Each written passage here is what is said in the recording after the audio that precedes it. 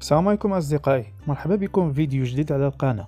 اليوم جايب لكم موضوع مهم بزاف لكل واحد كيمتلك دراجة نارية جديدة، خصوصا إلا كانت من الماركات الصينية المشهورة بحال دوكر، سانيا وبيكان. هذا الموضوع غادي يفيد بزاف ديال الناس اللي كيبغيو يعتنيو بالدراجة النارية من أول، وكيعرفوا قيمة الصيانة الصحيحة في الأيام والشهور الأولى ديال الاستخدام. غادي نهضروا اليوم على مرحلة الروداج بريكين، اللي كتعني بالعربية التشغيل الأولي. هذه هي المرحلة اللي كيكون فيها المحرك ديال الدراجة جديد تماما، والأجزاء الداخلية ديالو كتمشي في عملية تكييف مع بعضها البعض. بمعنى آخر، المحرك مازال ما تعودش على الضغط والسرعات المرتفعة، وبالتالي أي خطأ في هذه المرحلة ممكن يأثر سلبا على أداء الدراجة مستقبلا. شنا هي المشاكل اللي يمكن توقع إلا ما درتيش الروداج بطريقة صحيحة؟ أول حاجة هي أن المحرك ديالك يقدر يتعرض للتآكل بسرعة كبيرة، والاداء ديالو ينقص سواء في التسارع او السرعه القصوى. ومن جهه اخرى غادي تولي تحتاج تصليحات كثيره في مده قصيره، وهذا غادي يكلفك بزاف ديال المصاريف اللي تقدر تكون في غنى عليها. في هذا الفيديو غادي نشرحوا بالتفاصيل شنو هي الخطوات اللي خصك تتبع باش دير الروداج بطريقه صحيحه، سواء تعلق الامر بالسرعه اللي خصك تمشي بها، كيفاش تبدل الزيت، وكذلك الطرق اللي خصك تجنبها في البدايه. هاد النصائح ماشي غير مهمة، ولكن ضرورية باش تضمن أنك تستافد من الدراجة ديالك لأطول مدة ممكنة وبأفضل أداء. إذا كنت باغي تعرف كل هاد التفاصيل، ما تنساش تبقى معنا حتى الأخير، حيث كل المعلومات غادي تساعدك باش تولي محترف في التعامل مع الدراجات ديالك، خصوصا الماركات التي تكلمنا عليها بحال الدوكر والصانية والبيكان. نبداو على بركة الله. مرحلة الروداج هي أول مرحلة كيدوز فيها محرك جديد ديال الموتور، وكتحتاج تعامل خاص باش يتأقلم المحرك مع الخدمة ديالو. خلال هذه المرحلة كيتآلفوا الأجزاء الداخلية للمحرك مع بعضهم، وكيتم التخلص من الشوائب اللي كتكون ناتجة من التصنيع. في هذه المرحلة خصك تمشي بسرعة معتدلة، وتبدل الزيت بعد أول 500 كيلومتر، وتجنب التسارع المفاجئ، وتحميل الدراجة بأوزان ثقيلة. ومن أهم ما كيميز هذه المرحلة تآلف الأجزاء. الأسطح الداخلية تتحرك لأول مرة بشكل مكثف، وتتطلب العناية ولتجنب الاحتكاك الزائد. ثانيا، تنظيف المحرك. الشوائب اللي كتنتج عن التصنيع كيتم التخلص منها مع أول تغيير الزيت. ثالثة، ضبط الأداء. المقصود بضبط الأداء هو أن المحرك يتعلم التعامل مع الظروف المختلفة كالحرارة والضغط، وما يحسن كفاءة ديالو.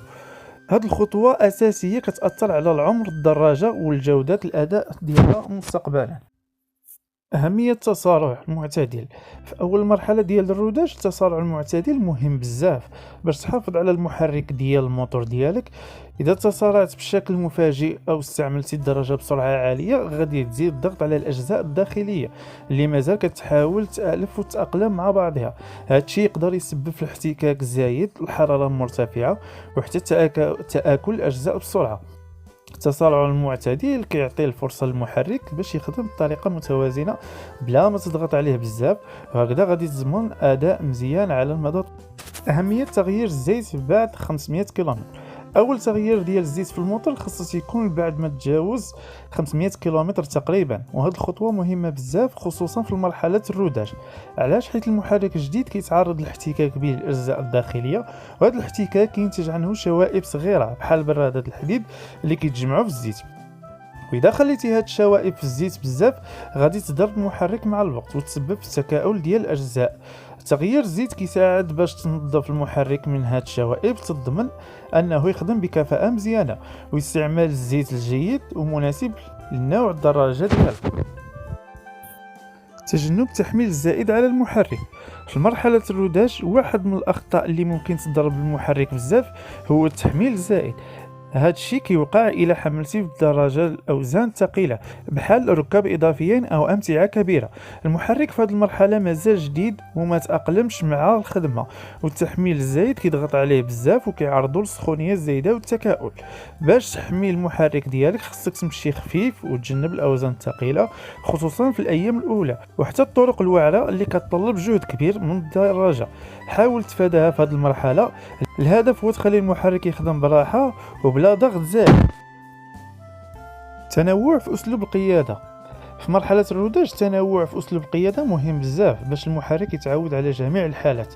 شنو كنقصد بالتنوع؟ يعني ما تبقاش ديما تسوق بنفس السرعة ولا على نفس النمط. حاول التغيير بين السرعات، مرة تمشي ببطء، مرة متوسط، ومرة توقف وتعاود تنطلق. هاد الطريقة كتساعد باش توزع الضغط على أجزاء المحرك كاملين. من جهة أخرى جرب تسوق في ظروف مختلفة بحال الطرق المستقيمة والمرتفعات والمنخفضات، لكن بلا ما تضغط على المحرك بزاف. هاد التنوع كيخلي المحرك يتأقلم مع كل الحالات وكيزيد في العمر ديالو. مراقبة المحرك والعناية الدورية في أي مرحلة، خصوصا في مرحلة الروداج، مراقبة المحرك والعناية الدورية كتعتبر ضرورية باش الدراجة ديالك تبقى في حالة ممتازة. أول حاجة خصك تهتم بها هي تراقب المحرك أثناء القيادة، واش كاين شي صوت غريب ولا اهتزازات ماشي عادية. هاد العلامات كتقدر تشير لشي مشكل صغير، لكن خصك تصلحه قبل ما يكبر. دير الصيانة الدورية بحال فحص الزيت، المكابح والعجلات، وحتى النظام الكهربائي خصك تراقبه، حيث اي مشكل بالاضافه للبطاريه يقدر ياثر على السلامات في الطريق. وفي الاخر دي الدراجه عند الميكانيك الا لاحظتي شي نصائح خاصه بالدراجات الناريه الصينيه. اختيار الدراجه المناسبه. قبل ما تشري الدراجه قارن الموديلات وشوف شنو كيتماشى مع الاحتياجات ديالك. الدراجات الصينيه عندها مميزات، لكن خصك تعرف تخدم عليها مزيان. الصيانة الدورية.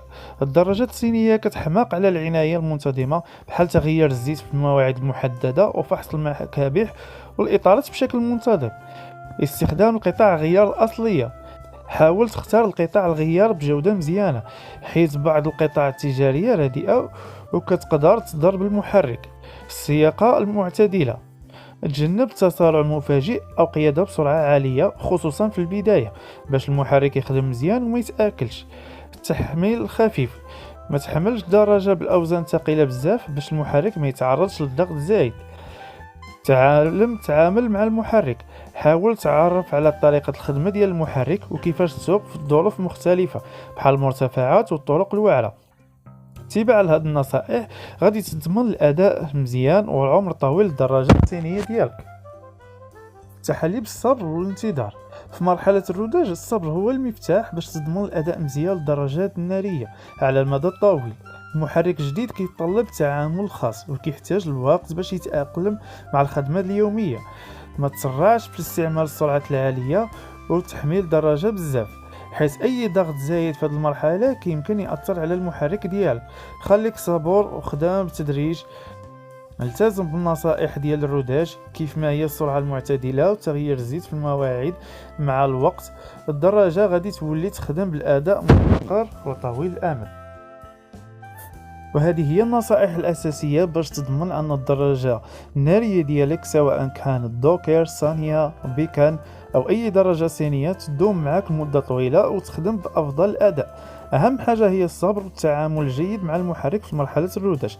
خليت لكم شوية من النصائح المهمة: التسارع المعتدل، تغيير الزيت، تجنب التحميل الزائد وتنويع في القيادة. إذا كنت متابعين لأول مرة ما تنساش تشارك في القناة وتخلي تعليق إذا كانت عندك أسئلة. نتمنى لكم تجربة قيادة ممتعة وآمنة مع دراجتكم. السلام عليكم.